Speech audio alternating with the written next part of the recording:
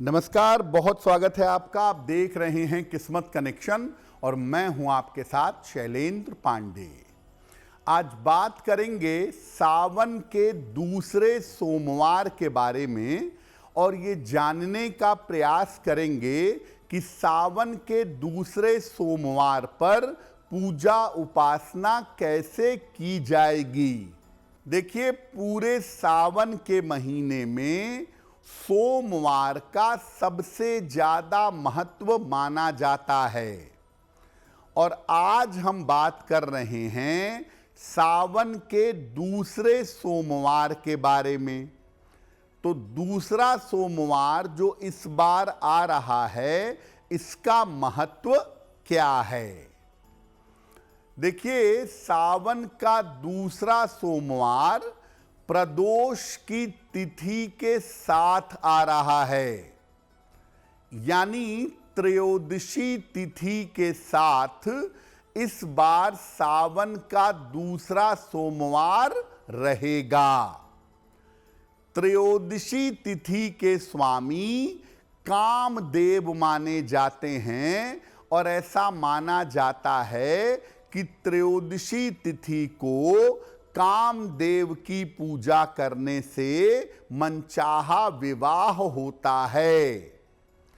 हर महीने की दोनों पक्ष की त्रयोदशी का अलग महत्व है और त्रयोदशी यानी प्रदोष और सोमवार का अद्भुत संयोग इस बार बन रहा है, जो जीवन की हर मनोकामना को पूरा कर सकता है।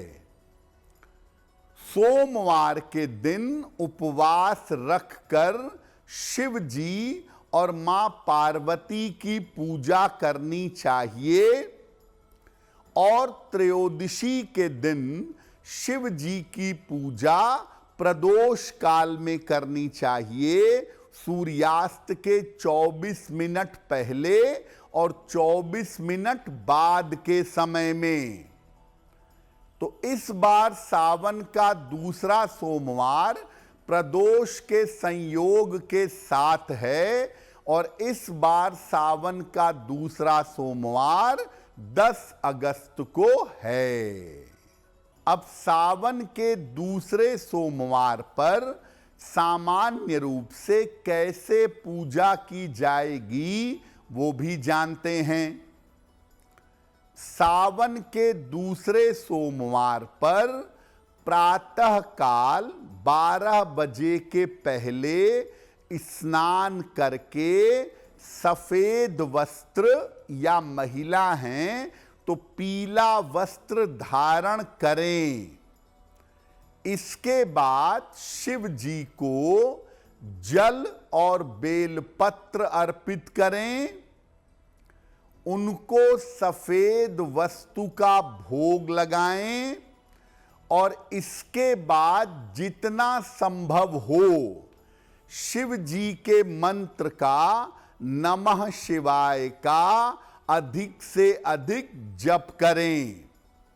सावन के सोमवार पर रात के समय शिव जी के सामने अगर घी का दीपक जलाएं और शिव मंत्र का जप करके प्रार्थना करें तो आपको लाभ होगा।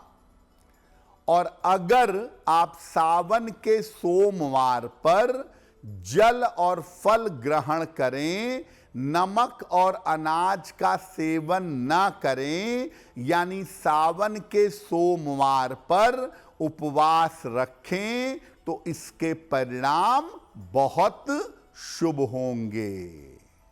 सावन के दूसरे सोमवार पर अलग अलग फूलों से और पत्तियों से भगवान शिव की पूजा कैसे करें, अब आपको बताते हैं कि अलग अलग मनोकामनाओं के लिए किस तरीके से सावन के दूसरे सोमवार पर फूल और पत्तियों से भगवान शिव की पूजा करेंगे। देखिए, अगर आप सोमवार पर सावन में शिवलिंग पर धतूरे का फूल अर्पित करते हैं तो मनचाही संतान की प्राप्ति होगी। अगर आप शिवलिंग पर बेलपत्र अर्पित करते हैं, कम से कम 3 या 9 बेलपत्र अर्पित करें तो इच्छा पूर्ति होगी और आयु की वृद्धि होगी। जपा कुसुम यानी गुड़हल का फूल अगर आप शिवलिंग पर अर्पित करें तो आपके शत्रु और आपके विरोधी शांत होंगे। अगर आप शिवलिंग पर बेले का फूल अर्पित करें, बेले का पुष्प अर्पित करें तो सौभाग्यवती और सुशील पत्नी आपको मिलेगी। अगर हर श्रृंगार के फूल आप शिवलिंग पर अर्पित करें तो धन और संपत्ति की प्राप्ति होगी। अगर आप शमी पत्र अर्पित करें, शमी के पेड़ के पत्ते अगर शिवलिंग पर अर्पित करें तो पापों का नाश होगा और मोक्ष की प्राप्ति होगी। याद रखिए, शिव जी को केतकी और केवड़ा अर्पित नहीं किया जाता, ये आप भगवान शिव को अर्पित ना करें। अगर आप मुझसे जुड़ करके अपनी समस्याओं का समाधान चाहते हैं और चाहते हैं कि आपकी समस्याओं को ज्योतिष के माध्यम से सुलझाया जाए तो आप हमसे संपर्क कर सकते हैं, जुड़ सकते हैं एस्ट्रो तक पर।